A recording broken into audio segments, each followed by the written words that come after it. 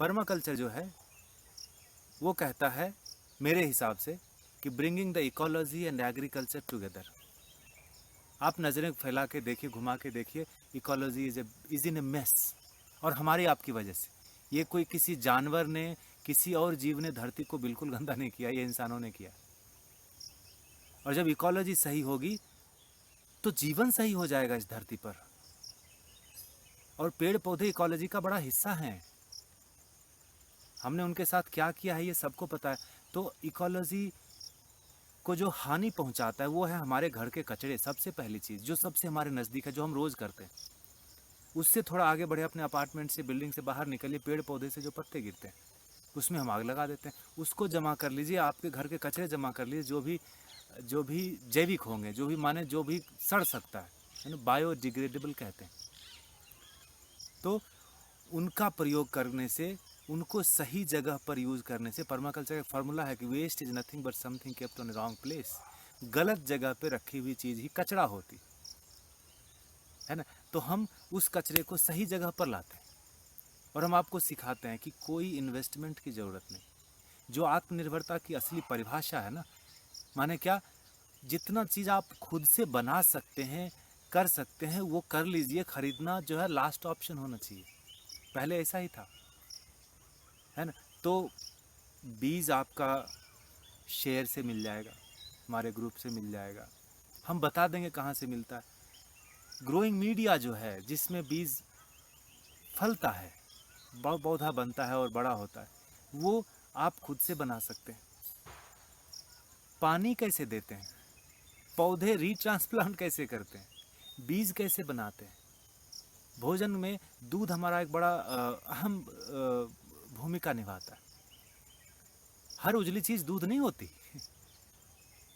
और उसमें भी जैसे ये खेती में क्रांति आई हरित, वैसे ही दूध में भी क्रांति आई श्वेत।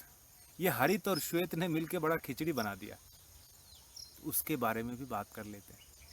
और अगर मान लो कि आप ये सेशन अटेंड करने के बाद आपको लगता है कि उगाना आपके बस की बात नहीं है, जगह नहीं है या समय नहीं है, जो कुछ भी हो, कोई बात नहीं, लेकिन आप खाना तो ज़रूर खाते हैं, और उस खाना जो आप खाते हैं उसको ख़रीद के लाते हैं। तो कल को जब आप सब्ज़ी खरीदने जाएं, आप कुछ अनाज खरीदने जाएं, तो आपके पास इतनी अवेयरनेस ज़रूर होगी कि सब्ज़ी का भी सीज़न कौन सा है, और जो रसायन मुक्त होता है सब्ज़ी, वो दिखता कैसा है। आपको इतना आपके जहन में गूंजता रहेगा, आपके कानों में ये आवाज़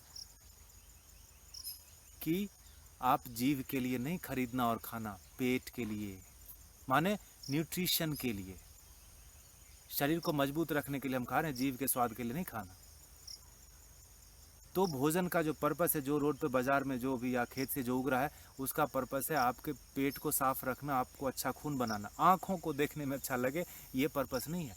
और ऐसी ही बहुत सारी बातें जो आपको लगेगा कि यार ये सब को हम फॉलो करें तो हमारे बच्चों के लिए बड़ा अच्छा होगा, उनको भी मज़ा, उनको कोई शर्म नहीं होता मिट्टी छूने में। तो इस लॉकडाउन के समय में जो भी प्राकृतिक आपदा से हम गुजर रहे हैं, बच्चे गैजेट्स में सिकुड़ के रह गए, उसी पर पढ़ाई, उसी पर खेलना।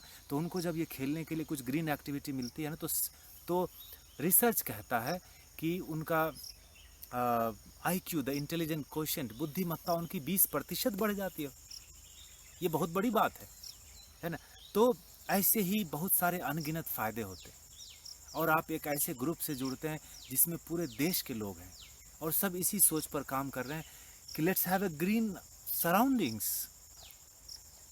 ऑक्सीजन को अब हम किसी और चीज़ में देखने लगे हैं। ऑक्सीजन के सोर्स हमारे पौधे हैं।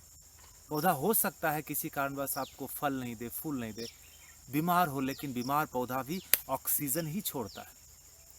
मनी प्लांट से न तो मनी आई और न ऑक्सीजन आया, लेकिन तुलसी जी ज़रूर निकल गई घर से। ये मौका है तुलसी जी को वापस लाने का, पेड़ पौधों को अपने ज़िंदगी का एक हिस्सा बना लेने का। डायरेक्ट रिलेशन हो तो अंदर जागरूकता बढ़ती है, सेंसिटिविटी आती है।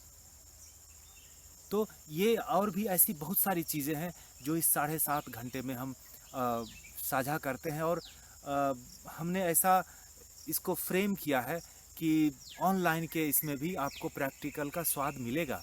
शनिवार, रविवार और रविवार, माने 2 रविवार के बीच में 7 दिन का गैप, 1 हफ्ते का गैप। उसमें करना क्या है, जो भी आपने 2 सेशन में सुना और देखा उसको आप प्रैक्टिकल में प्रयोग करिए। आप सफल होंगे नहीं होंगे डजंट मैटर, है ना। और तब जाके लास्ट सेशन में बैठ के बात करते हैं कि ये क्या हुआ था, अच्छा लगा नहीं लगा। और 3 सेशन के बाद यात्रा शुरू होती है और नाम दिया है होम ग्रोन होम कुक्ड।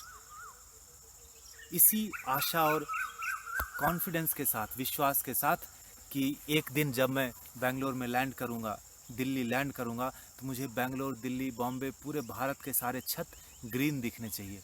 आप थोड़ा लिस्ट बनाइए कि सारा छत हमारे देश का अगर ग्रीन हो जाए तो क्या क्या बदल चुका होगा, अच्छे वाले बदलाव क्या क्या हो चुके होंगे, वो गिनेंगे ना।